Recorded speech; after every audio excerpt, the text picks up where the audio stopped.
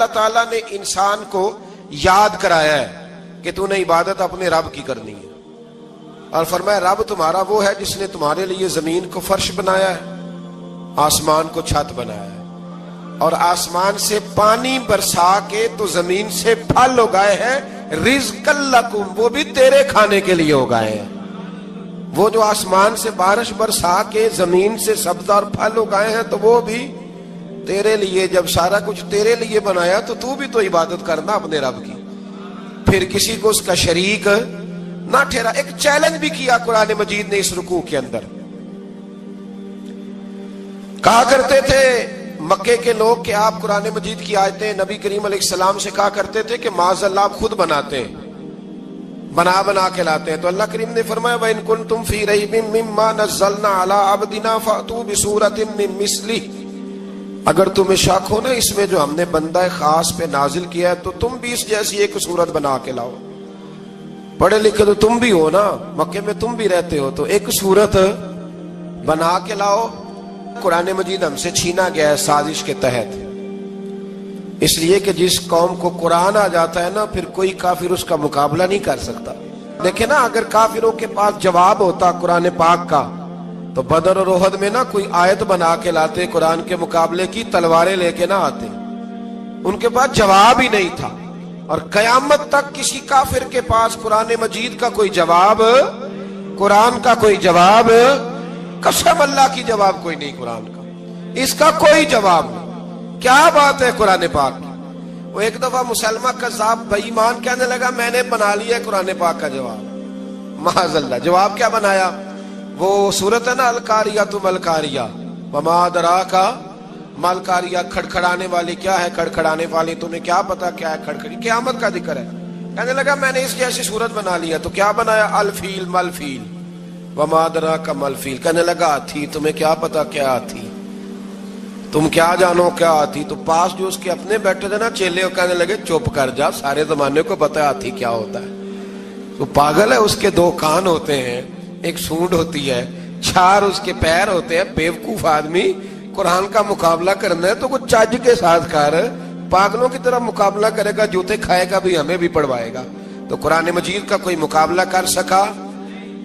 تو اس آیہ مبارکہ میں اللہ نے کافروں کو یہ کہا اگر مقابلہ نہیں کر سکتے تو پھر اللہ سے ڈرو، ورنہ دوزخ میں ڈالے جاؤ گے، وہ جس کا ایندھن آدمی اور پتھر ہے، اور بنائی بھی کافروں کے لیے گئی ہے۔ اعدت للکافرین، جہنم کس کے لیے بنائی گئی ہے؟ کافروں اور منافقوں کے لیے۔ مسلمانوں کے لیے بنائی گئی، مسلمان مرضی سے چھلانگے لگائیں تو ان کی موج ہے، ورنہ ان کے لیے جہنم، ان کے لیے اللہ نے جنت بنائی ہے۔ اور یہ بات کرتے ہی رب کریم نے فرمایا اے محبوب علیہ السلام مومنوں کو خوشخبری دے دیں کہ اللہ نے ان کے لیے جنت بنائی ہے، اس میں باغات ہیں، انہیں رزق دیا جائے گا کھانے کے لیے، اور اس میں انہیں پاکیزہ بیویاں دی جائیں گی، اور پھر وہ اس میں ہمیشہ رہیں گے، انہیں اس سے نکالا نہیں جائے گا۔ آگے جو آیات کریمہ ہے نا اس کے اندر اللہ تبارک و تعالیٰ نے فرمایا ہے کہ اللہ حیا نہیں کرتا سمجھانے کے لیے، مچھر کی مثال بھی دینی پڑے۔ فرمایا قرآن سے کچھ لوگ ہدایت حاصل کرتے ہیں اور کچھ گمراہ ہو جاتے ہیں۔ جب لوگ اپنی مرضی کی تشریحات چاہتے ہیں تو گمراہ ہوتے ہیں، اور جب قرآن کو رسول اللہ صلی اللہ علیہ وسلم اور امت مسلمہ کی تشریحات کی روشنی میں سمجھتے ہیں تو پھر اللہ ہدایت عطا فرماتا ہے۔ پھر اللہ تبارک و تعالیٰ نے آگے ارشاد فرمایا حضرت آدم کی پیدائش کا واقعہ۔ کچھ مفسرین نے لکھا اللہ نے مشورہ کیا تھا فرشتوں سے، وَإِذْ قَالَ رَبُّكَ لِلْمَلَائِكَةِ إِنِّي جَاعِلٌ فِي الْأَرْضِ خَلِيفَةً، لیکن کچھ مفسرین کہتے ہیں کہ اللہ کو ضرورت نہیں فرشتوں سے مشورہ کرنے کی، اللہ نے فرشتوں سے مشورہ نہیں کیا، بلکہ رب نے انہیں آگاہ فرمایا تھا کہ میں لگا ہوں زمین پہ اپنا نائب بنانے، میں خلافت دینے لگا ہوں زمین پہ۔ اب یہ تو دینے والی کی مرضی ہے نا اس نے کس کو دینی ہے، یہ تو دینے والے کی مرضی ہے نا اس نے۔ تو کچھ لوگ کہتے ہیں کہ دینے والے سے زیادہ ہمیں پتہ ہے، تو فرشتوں کو بھی یہ اجتہادی خطا ہو گئی، کہنے لگے یا اللہ اسے نہ بنانا، یہ فساد کرے گا، یہ خون ریزیاں کرے گا۔ تو اللہ نے فرمایا جو میں جانتا ہوں وہ تم، اللہ اکبر۔ امام راضی فرماتے جب رمضان آتا ہے تو اللہ فرشتوں سے کہتا ہے ذرا یہ کھول کے دروازے دیکھو نا یہ زمین پہ کیا کر رہے ہیں، تم تو کہتے تھے فساد کریں گے اور یہ سارے تراویحاں پڑھ رہے ہیں. تم تو گویا کہتے تھے فساد کریں گے اور یہ تو دیکھو گویا رمضان کے روزے رکھ رہے ہیں. یہ تو میری یاد میں نکلے ہوئے ہیں. تم کچھ کہتے تھے اور دیکھو میں نے تمہیں کہا تھا نا جو میں جانتا ہوں وہ تم. اللہ نے پھر حضرت آدم علیہ السلام کو تمام زمانے کے علوم عطا کیے, علم سکھا لیا. تو فرشتوں سے کہا تم بھی ان چیزوں کے نام بتاؤ, تو وہ بتا سکے نہیں. اللہ نے فرمایا اب اس طرح کرو, آدم کو سجدہ کرو. سب نے سجدہ کیا سوائے. وہ کہنے لگا یا اللہ صرف تجھے ہی کرنا ہے. کرنا بھی صرف اللہ کو چاہیے, پر رب کے آگے بھی جھکنا چاہیے, اور جس کے سامنے رب جھکائے نا وہاں بھی. اور یہ جو عاجزی ہے نا, یہ جو جھکنا ہے, یہ علم کے آگے ہے. ہماری مصیبت یہ ہے کہ ہم علم کے آگے بھی گردن جھکانے کو تیار نہیں ہوتے, وہاں بھی ہم خود عالم فاضل بن جاتے. تو فرمایا کہ سب سے کہا سجدہ کرو. سب نے سجدہ کیا سوائے ابلیس کے. تو پھر ہوا کیا وکان من الکافرین, وہ کافروں میں سے ہو گیا. پھر اللہ نے حضرت آدم کو اور جناب حوا کو نا مقام دے دیا جنت میں رہنے کے لیے, اور کہا سارا کچھ کھانا, درخت کے قریب نہ جانا. ابھی آپ کسی سے کہہ دیں تھوڑا سا کہ پیچھے نہ دیکھنا, یعنی اگر میری سمجھ لیں ادب کی وجہ سے کوئی 1.5-2 منٹ یا 6 منٹ نہیں بھی نہ دیکھے گا تو سوچے گا ضرور کہ پتہ نہیں اب پیچھے کیا ہے, مصیبت کیا ہے. یعنی آپ کہہ کے دیکھ لیں کسی کو, پیچھے نہ دیکھنا. فطرت ہے نا انسان کی, وہ جستجو کرتا ہے. کہا اس درخت کے پاس نہ جانا. تو حضرت حوا سلام اللہ علیہ کہتے ہیں دل میں خیال رہتا تھا کہ آخر ہے کیا درخت کے پاس. یہی انسان کا عقیدہ توحید ہے کہ جہاں سے رب منع کر دے وہاں وہ منع ہو جائے. اور یہ ان کی خطا نہیں تھی, یہ اللہ کی حکمت تھی, چونکہ رب نے تو پہلے کہہ دیا تھا بنایا ہی زمین کے لیے, تو یہ تو سارا کچھ ہونا تھا تو زمین پہ آنا تھا نا. تو حضرت حوا اور جناب آدم کے پاس شیطان آیا, اب اس کو نکال تو دیا تھا پر ابھی اس کا جنت میں آنا جانا بند نہیں ہوا تھا. یہ بھی اللہ کی حکمت تھی. تو وہ کہنے لگا تمہیں پتہ ہے بعد میں مر جاؤ گے. تو حضرت حوا کہنے لگی کیا موت بھی آئے گی؟ کہاں, اس کی تکلیف بھی بڑی ہوگی, تو پھر بچیں گے کیسے؟ تو کہنے لگے پھل کھا لو اس درخت کا. تو بچنے کے لیے پھل کھایا تھا.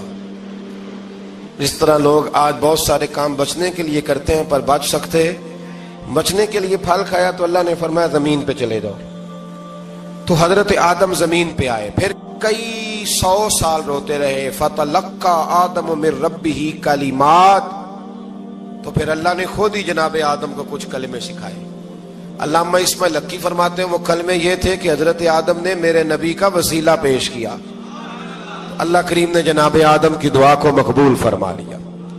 پھر آگے بنی اسرائیل کا ذکر آ جاتا ہے. اللہ تعالیٰ نے بنی اسرائیل, آج آپ اسی قوم کو یہودی کہتے ہیں, ان کو اللہ نے اس زمانے میں فضیلت عطا کی تھی بہت زیادہ. تو عرب کے اندر جب نبی پاک علیہ السلام نے اعلان نبوت کیا تو کچھ لوگوں نے یہ کہہ دیا کہ اگر یہ یہودی کلمہ پڑھ لیں گے تو ہم بھی پڑھ لیں گے. تو پھر اللہ نے انہیں یاد کرایا کہ تم اصل میں کیا ہو, تمہیں کلمہ پڑھنا چاہیے.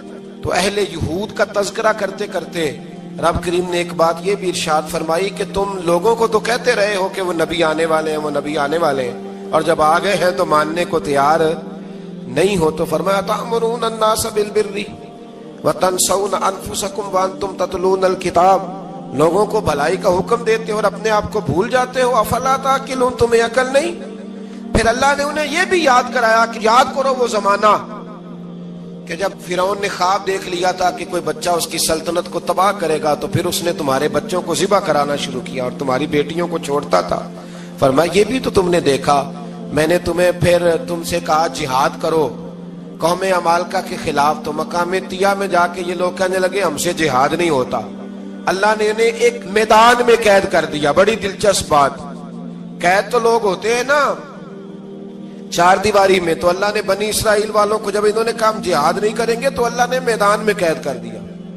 میدان میں, یہ یاد رکھیں, جب انسان اللہ کی نافرمانی کرتا ہے تو اسے ایسی قید ملتی ہے جس کا اس نے تصور بھی نہیں کیا ہوتا. ایک میدان ہے مقام طیہ, قید ہو گئے, سارا دن سفر کرتے تھے, سارا دن, تو رات کو تھک کے سوتے تھے, صبح اٹھتے تھے نا جب, تو وہیں ہوتے تھے جہاں کل صبح چلے تھے. تو رب جب کسی کو قیدی بناتے ہیں تو اسے زنجیروں کی, سلاخوں کی ضرورت, دعا فرمائیں اللہ تبارک و تعالی غموں سے نجات عطا فرمائے. یہ دعا فرمائے، ایسی قید دیتا ہے کہ جس سے پھر چھٹکارا ہو سکتا۔ تو بنی اسرائیل کا بہت زیادہ تذکرہ اس بارے میں اللہ تبارک و تعالیٰ نے پھر بیان کیا، اور پھر کہا کہ انہیں جو حکم دیا جاتا تھا یہ اس کی سرتابی کرتے تھے، پھر اللہ نے ان پر ذلت نازل کر دی اور یہ ہمیشہ اس کا شکار رہیں۔ قوم سبت کا ذکر فرمایا اللہ نے، ہفتے والے دن کچھ لوگ نافرمانی کرتے تھے۔ ہمارے بھی ہیلے بہانے ہیں نا آج کل کاروبار میں، تو اسی سپارے کی آیت نمبر 65 کے اندر اللہ تعالیٰ نے حضرت داؤد کی قوم کا ذکر کیا کہ اللہ نے انہیں حکم دیا تھا کہ ہفتے والے دن مچھلیاں نہیں پکڑنی، تو وہ کہتے تھے چلو ہاتھ لگا کے نہیں پکڑنی، ہاتھ لگا کے۔ وہ ہمارے لوگ ہیلے بہانے تلاش کر لیتے ہیں نا، وہ بڑے جناب انشورنس والا آ گیا، اب وہ بینک والا آ گیا، وہ فلانے صاحب آ گئے، وہ تروڑ مروڑ کے کہانیاں باتیں، اور پھر ہمیں بھی رستے مل جاتے ہیں بچنے کے۔ مفتی صاحب نے کہہ دیا تھا، ایک مولانا سے میں نے ان کو کہا ہفتے والے دن مچھلیاں نہیں پکڑنی، کہا نہیں پکڑتے، چھوٹے چھوٹے حوض بنا لیے تو مچھلیاں زیادہ آتی تھی اس دن۔ یہ بھی اللہ کی قدرت تھی، نماز کے وقت گاہک زیادہ آتے ہیں، یہ اس کی قدرت ہوتی ہے۔ تو وہ مچھلیاں حوض میں جمع ہو جاتی ہیں، یوں سمجھ لیں کہ جال انہوں نے لگا لیے ہوئے تھے، تو جال میں وہ پھنستی رہتی تھی، حوضوں میں آتی رہتی تھی۔ ہفتے کو نہیں پکڑتے تھے، اتوار کو پکڑ لیتے تھے، تو پھر اللہ نے انہیں سزا دی۔ فرمایا تماشے کرتے ہو اللہ کے حکم کے ساتھ، کیا سزا دی؟ فَقُلْنَا لَهُمْ كُونُوا قِرَادَةً خَاسِئِينَ، فرمایا بندر بن جاؤ دھتکارے ہوئے۔ جو رزق حرام طریقے سے کماتے تھے رب انہیں بندر بنا دیتا تھا۔ ابھی بھی میں نے دیکھے ہیں بڑے بڑے تاجر پاگلوں جیسی زندگی گزار رہے ہیں، نفسیاتی طور پہ سکون نہیں ہے، کروڑوں روپیہ پڑا ہے۔ کیوں؟ اس لیے کہ رب کے بتائے ہوئے طریقے کے مطابق تجارت نہیں کرتے۔ آگے ایک اور دلچسپ بات آ گئی، بنی اسرائیل کے اندر نا ایک شخص نے اپنے چچا کو قتل کر دیا جائیداد کے لیے۔ یہ دیکھیں کب سے لوگ جائیداد کے لیے قتل کرتے آ رہے ہیں۔ چچا کو قتل کر دیا، اور قتل کر کے حضرت موسیٰ علیہ السلام کے پاس آئے کہ میرے چچا کو کسی نے قتل کر دیا ہے، تو بتائیں کیا کرنا ہے؟ تو آپ نے فرمایا کہ گائے ذبح کرو، اور اس کا ایک ٹکڑا مقتول کو مارو، مرنے والے کو، وہ خود اٹھ کے بتا دے گا مجھے کس نے قتل کیا ہے۔ اب ارادہ نہیں تھا گائے ذبح کرنے کا، تو بہانے کرنے لگے۔ ارادہ نہیں نہ ہوتا تو پھر کیا ہوتے ہیں؟ کہنے لگے گائے کس طرح کی ہو، بوڑھی ہو کہ بچی ہو، رنگ کیسا ہو، جوان ہو کہ چھوٹی ہو، حال میں ایک دفعہ چلنا سیکھ گئی ہو یا ابھی نہ سیکھی ہو۔ تو بتاتے گئے تو رب بھی شرطیں بیان کرتا گیا، گہرے زرد رنگ کی ہو، حال کے اندر اسے نہ چلایا گیا ہو، پانی نہ نکالا گیا ہو، نہ بچی ہو نہ جوان ہو، اس کے درمیان ہو۔ یہ ساری شرطیں کہاں پائی جاتی تھیں؟ حضرت موسیٰ علیہ السلام کی قوم کا ایک شخص تھا جو اللہ کا ولی تھا۔ وہ جب انتقال کرنے لگا نا، اللہ اکبر، دیکھو رب ولیوں کی اولادوں پر بھی کتنا فضل فرماتا ہے۔ وہ جب انتقال کرنے لگا تو ایک اس کے پاس چھوٹی سی بچیا تھی، گائے کی بچی، اس نے جنگل میں چھوڑ دی۔ کہنے لگا یا اللہ میں تیرے نام پہ چھوڑتا ہوں، میرا بچہ جوان ہو جائے تو اسے دے دینا، اور تو سرمایہ ہی کوئی نہیں۔ بچہ بڑا ہوا تو بچہ بھی بڑا نیک تھا، اپنی ماں کا بڑا فرما بردار تھا۔ اس کی ماں نے کہا بیٹا تیرے باپ نے ایک گائے چھوڑی تھی، تو بچہ جنگل میں گیا اور جا کے کہنے لگا اے اللہ میری گائے مجھ سے ملا دے۔ تو رب کریم نے وہ گائے واپس کر دی، وہ گائے گھر لے آیا۔ اب وہ کہنے لگا اماں بیچ دوں، تو اماں کہنے لگی بیٹا میرے پوچھے بغیر نہ بیچنا۔ کئی دفعہ گاہک لگے پر اس نے کہا جب تک میری اماں نہ کہے گی میں بیچوں گا۔ ادھر بنی اسرائیل والے شرطیں جتنی گائے کے بارے میں پوچھ چکے تھے وہ ساری اسی گائے میں پائی جاتی تھی۔ تو یہ ڈھونڈتے ڈھونڈتے وہاں پہنچ گئے، تو کہنے لگے گائے چاہیے۔ تو اس نے کہا بھی تمہاری مرضی سے نہیں، قیمت میری مرضی کی۔ ایک مفسر نے تو یہاں تک لکھا ہے کہ اس نے کہا گائے ذبح کر کے نا، تو جتنا گائے کے اندر گوشت ہوگا نا اتنا ہی کھال کے اندر تم مجھے مال بھر کے دو گے، اتنے ہی سکے بھر کے دو گے، اتنی اشرفیاں بھر کے دو گے، تو پھر تمہیں گائے دوں گا۔ تو پھر یہ گائے انہیں ملی اور یہ گائے لے کر کے آئے۔ زیادہ سوالات نہ کرتے تو زیادہ الجھتے نہ۔ ہم بھی دین کے معاملے میں بڑے سوال جواب کرتے ہیں، اتنا سوال کریں جتنی اس کی ضرورت ہے۔ ان لوگوں نے سوالات زیادہ کیے تو پھر الجھ زیادہ گئے۔ تو میرے بھائی اس کا ذکر بھی اللہ تبارک و تعالیٰ نے پہلے پارے کے اندر بیان فرمایا۔ پھر اللہ کریم نے فرمایا کہ کچھ ایسے لوگ بھی ہیں یہودیوں میں سے جن کا دعویٰ ہو گیا ہے کہ ہم اللہ کے بڑے پیارے ہیں، فرمایا یہ صرف ان کے منہ کی باتیں، یہ تو قیامت میں پتہ چلے گا نا کہ اللہ کا پیار کس کے ساتھ زیادہ ہے۔ اور پھر یہ بھی یہودیوں نے دعویٰ کیا ہے، اسی پارے میں اللہ فرماتے ہیں کہ ان کا دعویٰ ہے کہ ہم اللہ کے بڑے پیارے ہیں، جنت میں ہم ہی جائیں گے، تو اللہ فرماتے ہیں پھر مرنے کی دعا تو کرو، جنت میں تو مر کے جانا ہے نا۔ لیکن رب فرماتے ہیں یہ کبھی مرنے کی دعا نہیں کریں گے، اس لیے کہ انہیں پتہ ہے کہ ہم نے آخرت کے لیے کیا بھیجا۔ لے جی پہلا حکم آ گیا، یا ایھا الذین آمنوا کہہ کے پہلی آیت قرآن پاک پہلے سپارے میں پہلی آیت جس میں اللہ نے کہا یا ایھا الذین آمنوا، تو پہلا حکم آمنو کہہ کے آیت نمبر 104 میں جو اللہ نے حکم دیا ہے نا، وہ نبی پاک کی تعظیم کا حکم ہے۔ پہلا حکم ہی اللہ نے حضور کی عزت اور ناموس کا ارشاد فرمایا، پہلا اس ترتیب کے لحاظ سے۔ وہ ہوا یہ کہ جب نبی پاک کو بات ارشاد کرتے تو صحابہ کرام اٹھ کے عرض کرتے رائینا یا رسول اللہ، حضور سمجھ نہیں آئی ذرا رعایت کر دے۔ تو یہودیوں کی عبرانی زبان کے اندر نہ ذرا کھینچ کے پڑھتے تھے رائینا، تو اس کا معنی بنتا تھا معاذ اللہ اے ہمارے چرواہے، بکریاں چرانے والے کو بھی وہ رائینا کہتے تھے۔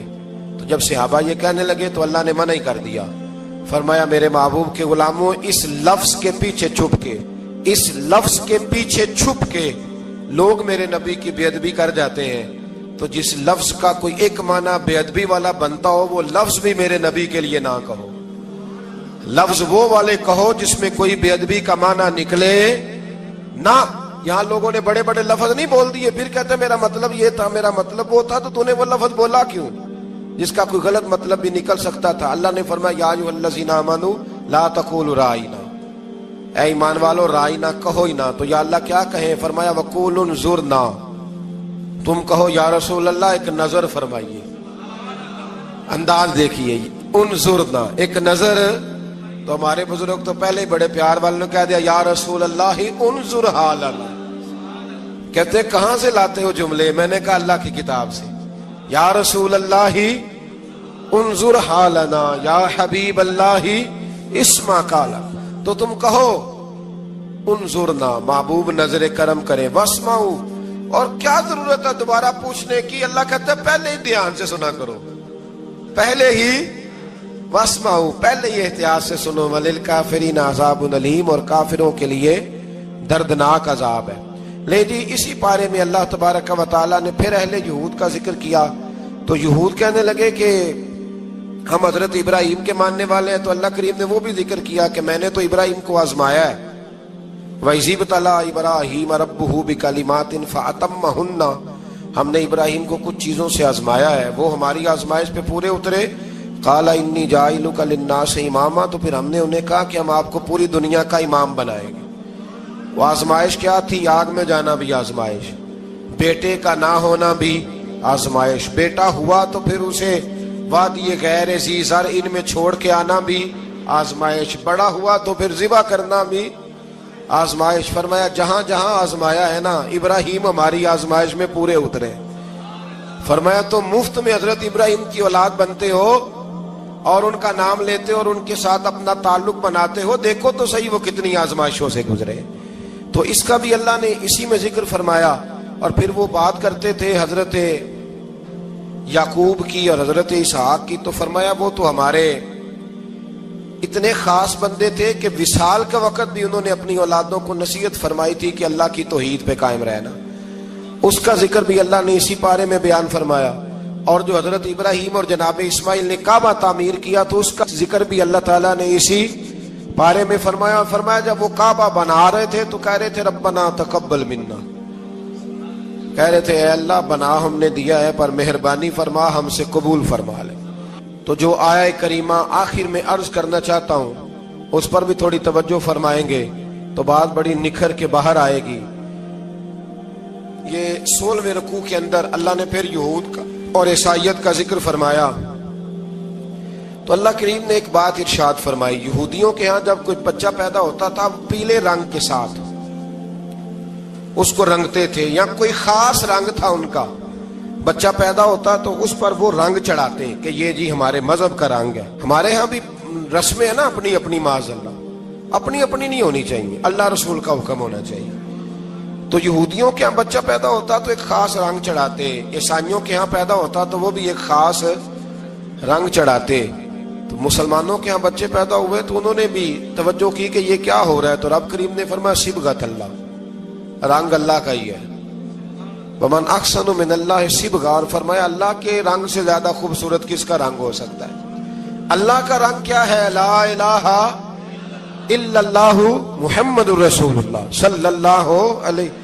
فرمایا نیلے پیلے کالے رنگ نہ چڑھاؤ، اپنے ذہن پر توحید و رسالت کا رنگ چڑھاؤ، یہ سب سے بہترین رنگ ہے۔ اگر تمہارے ذہنوں پر رب رسول کی توحید کا رنگ چڑھ گیا تو یہ وہ والا رنگ ہے، پھر تمہیں کسی اور رنگ کی طرف جانے کی ضرورت نہیں پڑے گی۔ تو فرمایا رنگ وہ پیدا کرو جو توحید کا ہے، رسالت کا ہے، اس رنگ کی توجہ کرو۔ قرآن مجید کے اس پارے میں اللہ کریم نے مختلف باتیں بیان کر کے آخری رکوع میں یہ جو رنگ کا ذکر فرمایا نا، تو یہ لگتا ہے پورے پارے کا خلاصہ ہے کہ رب کریم نے فرمایا اصل بات یہ ہے کہ تمہاری سوچوں پہ رب رسول کی توحید و رسالت کا رنگ ہونا چاہیے۔ ہر وقت بچہ پیدا ہو، کوئی دنیا سے جائے تو رنگ کس کا ہونا چاہیے؟ اللہ رسول کے دین کا۔ اللہ تعالی ہمیں سمجھنے کی توفیق عطا فرمائے۔ آخر دعوانا ان الحمدللہ۔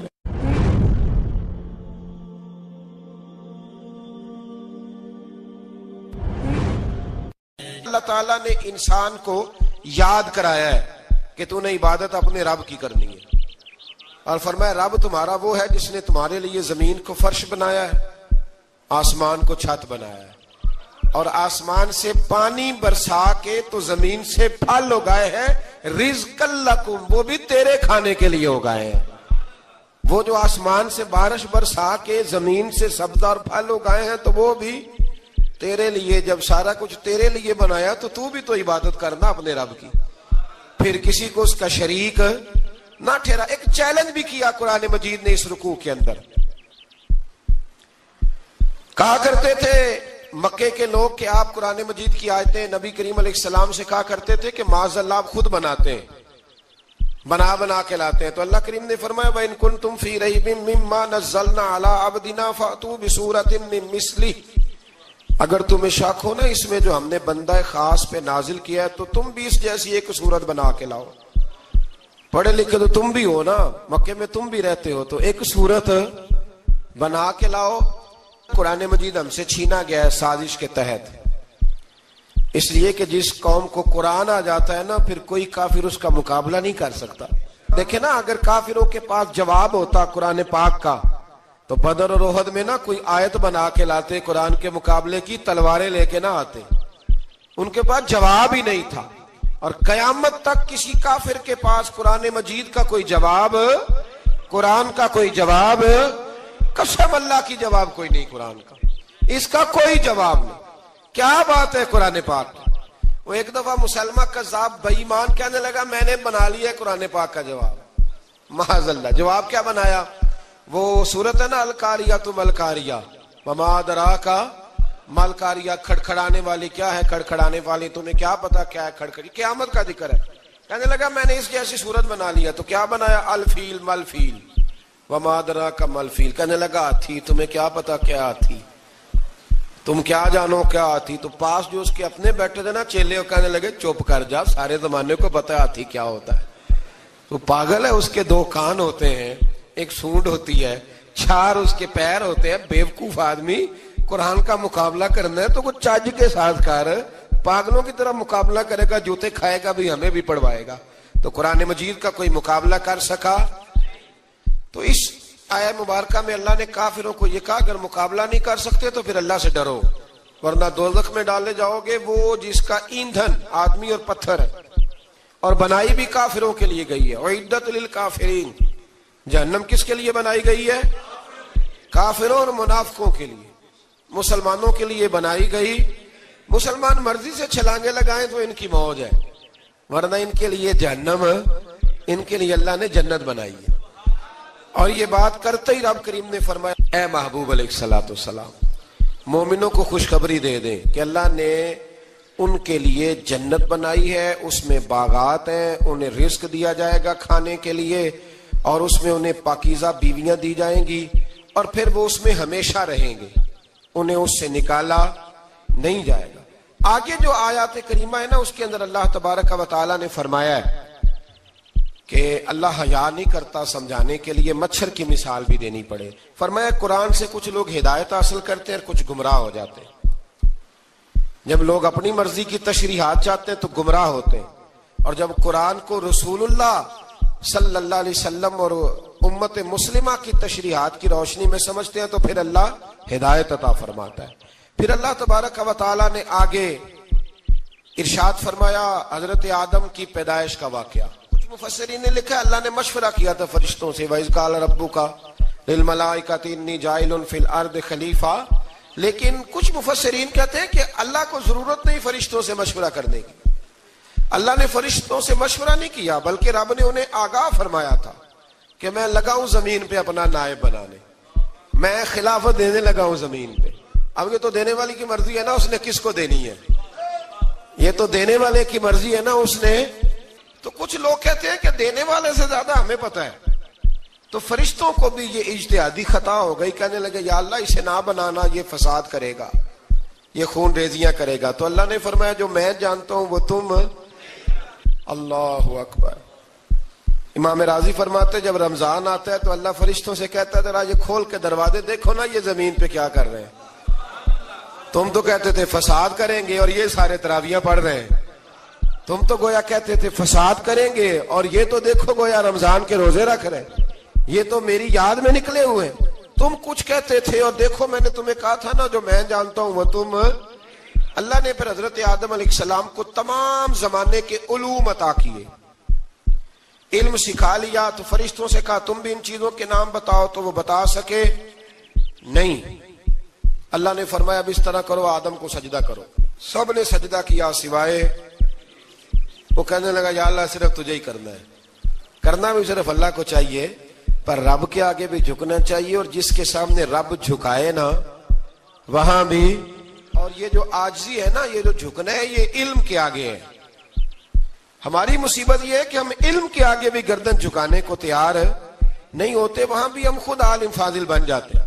تو فرمایا کہ سب سے کہا سجدہ کرو، سب نے سجدہ کیا سوائے ابلیس کے۔ تو پھر ہوا کیا وَكَانَ مِنَ الْكَافِرِينَ، وہ کافروں میں سے ہو گیا۔ پھر اللہ نے حضرت آدم کو اور جناب حوا کو نا مقام دے دیا جنت میں رہنے کے لیے، اور کہا سارا کچھ کھانا، درخت کے قریب نہ جانا۔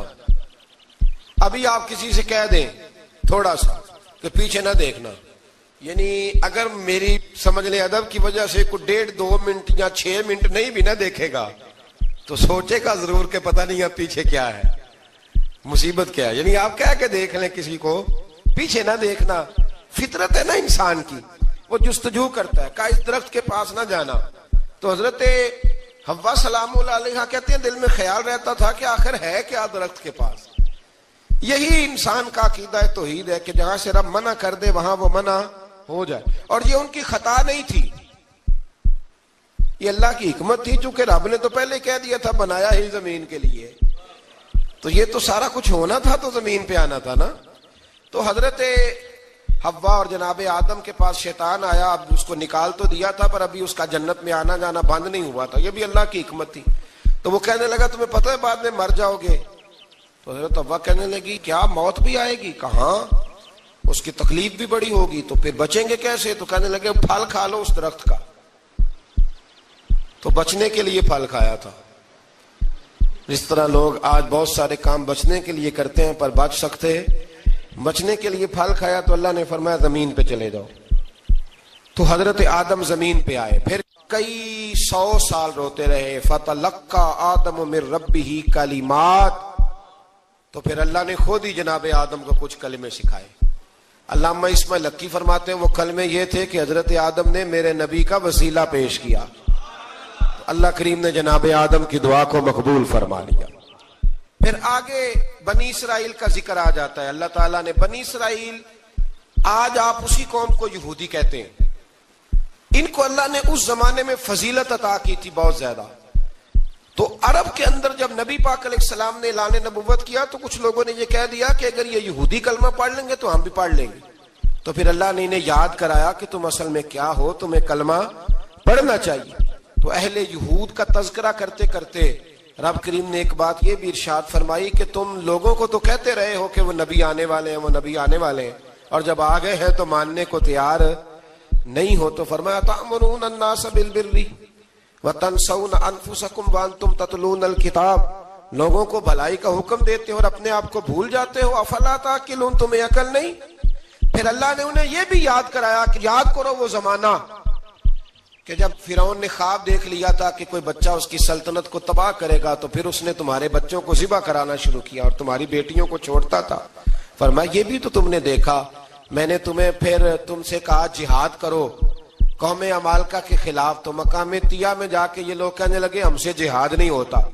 اللہ نے انہیں ایک میدان میں قید کر دیا. بڑی دلچسپ بات، قید تو لوگ ہوتے ہیں نا چار دیواری میں، تو اللہ نے بنی اسرائیل والوں کو جب انہوں نے کہا جہاد نہیں کریں گے تو اللہ نے میدان میں قید کر دیا. میدان میں، یہ یاد رکھیں، جب انسان اللہ کی نافرمانی کرتا ہے تو اسے ایسی قید ملتی ہے جس کا اس نے تصور بھی نہیں کیا ہوتا.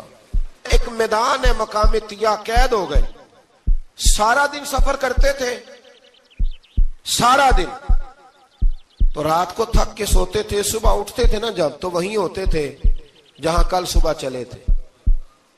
تو رب جب کسی کو قیدی بناتا ہے تو اسے زنجیروں کی، سلاخوں کی ضرورت ہے. دعا فرمائے اللہ تبارک و تعالی غموں سے نجات عطا فرمائے.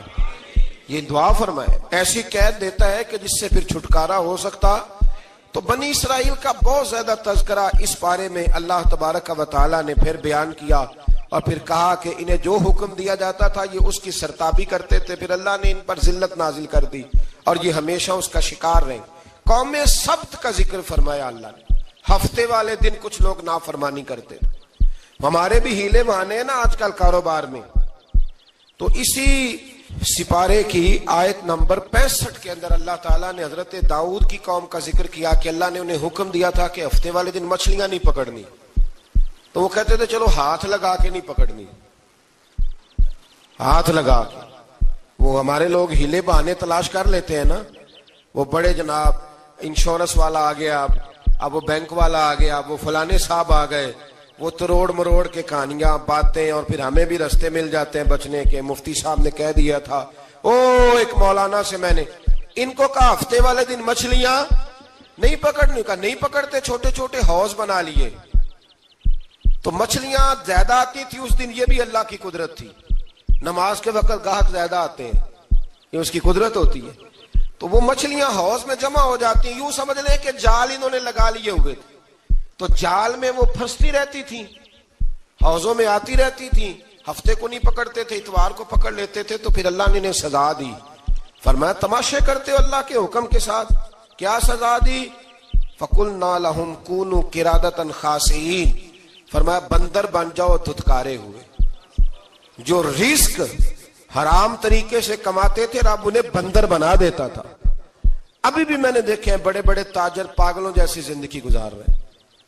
نفسیاتی طور پہ سکون نہیں ہے، کروڑوں روپیہ پڑا ہے. کیوں؟ اس لیے کہ رب کے بتائے ہوئے طریقے کے مطابق تجارت نہیں کرتے. آگے ایک اور دلچسپ بات آ گئی. بنی اسرائیل کے اندر نا ایک شخص نے اپنے چچا کو قتل کر دیا جائیداد کے لیے. یہ دیکھیں کب سے لوگ جائیداد کے لیے قتل کرتے آ رہے ہیں.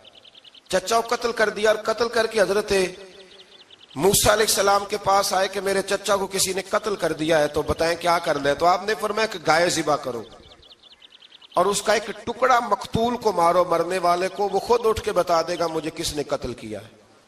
اب ارادہ نہیں تھا گائے ذبح کرنے کا تو بہانے کرنے لگے. ارادہ نہیں نہ ہوتا تو پھر کیا ہوتے ہیں، کہنے لگے گائے کس طرح کی ہو، بوڑھی ہو کہ بچی ہو، رنگ کیسا ہو، جوان ہو کہ چھوٹی ہو، حال میں ایک دفعہ چلنا سیکھ گئی ہو یا ابھی نہ سیکھی ہو. تو بتاتے گئے تو رب بھی شرطیں بیان کرتا گیا. گہرے زرد رنگ کی ہو، حال کے اندر اسے نہ چلایا گیا ہو، پانی نہ نکالا گیا ہو، نہ بچی ہو نہ جوان ہو، اس کے درمیان ہو. یہ ساری شرطیں کہاں پائی جاتی تھیں؟ حضرت موسیٰ علیہ السلام کی قوم کا یہ ایک شخص تھا جو اللہ کا ولی تھا. وہ جب انتقال کرنے لگا نا، اللہ اکبر، دیکھو رب ولیوں کی اولادوں پر بھی کتنا فضل فرماتا ہے. وہ جب انتقال کرنے لگا تو ایک اس کے پاس چھوٹی سی بچیا تھی، گائے کی بچی، اس نے جنگل میں چھوڑ دی. کہنے لگا یا اللہ میں تیرے نام پہ چھوڑتا ہوں. میرا بچہ جوان ہو جائے تو اسے دے دینا، اور تو سرمایہ ہی کوئی نہیں۔ بچہ بڑا ہوا تو بچہ بھی بڑا نیک تھا، اپنی ماں کا بڑا فرما بردار تھا۔ اس کی ماں نے کہا بیٹا تیرے باپ نے ایک گائے چھوڑی تھی، تو بچہ جنگل میں گیا اور جا کے کہنے لگا اے اللہ میری گائے مجھ سے ملا دے، تو رب کریم نے وہ گائے واپس کر دی۔ وہ گائے گھر لے آیا، اب وہ کہنے لگا اماں بیچ دوں، تو اماں کہنے لگی بیٹا میرے پوچھے بغیر نہ بیچنا۔ کئی دفعہ گاہک لگے پر اس نے کہا جب تک میری اماں نہ کہے گی میں بیچوں گا۔ ادھر بنی اسرائیل والے شرطیں جتنی گائے کے بارے میں پوچھ چکے تھے وہ ساری اسی گائے میں پائی جاتی تھی، تو یہ ڈھونڈتے ڈھونڈتے وہاں پہنچ گئے، تو کہنے لگے گائے چاہیے، تو اس نے کہا بھی تمہاری مرضی سے نہیں، قیمت میری مرضی کی۔ ایک مفسر نے تو یہاں تک لکھا ہے کہ اس نے کہا گائے ذبح کر کے نا، تو جتنا گائے کے اندر گوشت ہوگا نا اتنا ہی کھال کے اندر تم مجھے مال بھر کے دو گے، اتنے ہی سکے بھر کے دو گے، اتنی اشرفیاں بھر کے دو گے تو پھر تمہیں گائے دوں گا۔ تو پھر یہ گائے انہیں ملی اور یہ گائے لے کر کے آئے۔ زیادہ سوالات نہ کرتے تو زیادہ الجھتے نہ۔ ہم بھی دین کے معاملے میں بڑے سوال جواب کرتے ہیں، اتنا سوال کریں جتنی اس کی ضرورت ہے۔ ان لوگوں نے سوالات زیادہ کیے تو پھر الجھ زیادہ گئے۔ تو میرے بھائی اس کا ذکر بھی اللہ تبارک و تعالیٰ نے پہلے پارے کے اندر بیان فرمایا۔ پھر اللہ کریم نے فرمایا کہ کچھ ایسے لوگ بھی ہیں یہودیوں میں سے جن کا دعویٰ ہو گیا ہے کہ ہم اللہ کے بڑے پیارے ہیں۔ فرمایا یہ صرف ان کے منہ کی باتیں ہیں، یہ تو قیامت میں پتہ چلے گا نا کہ اللہ کا پیار کس کے ساتھ زیادہ ہے۔ اور پھر یہ بھی یہودیوں نے دعویٰ کیا ہے، اسی پارے میں اللہ فرماتے ہیں کہ ان کا دعویٰ ہے کہ ہم اللہ کے بڑے پیارے ہیں، جنت میں ہم ہی جائیں گے۔ تو اللہ فرماتا ہے پھر مرنے کی دعا تو کرو، جنت میں تو مر کے جانا ہے نا۔ لیکن رب فرماتے ہیں یہ کبھی مرنے کی دعا نہیں کریں گے، اس لیے کہ انہیں پتہ ہے کہ ہم نے آخرت کے لیے کیا بھیجا۔ لیکن جی پہلا حکم آ گیا یا ایھا الذین آمنوا کہہ کے، پہلی آیت قرآن پاک کی پہلے سپارے میں پہلی آیت جس میں اللہ نے کہا یا ایھا الذین آمنوا، تو پہلا حکم آمنوا کہہ کے آیت نمبر 104 میں جو اللہ نے حکم دیا ہے نا وہ نبی پاک کی تعظیم کا حکم ہے۔ پہلا حکم ہی اللہ نے حضور کی عزت اور ناموس کا ارشاد فرمایا۔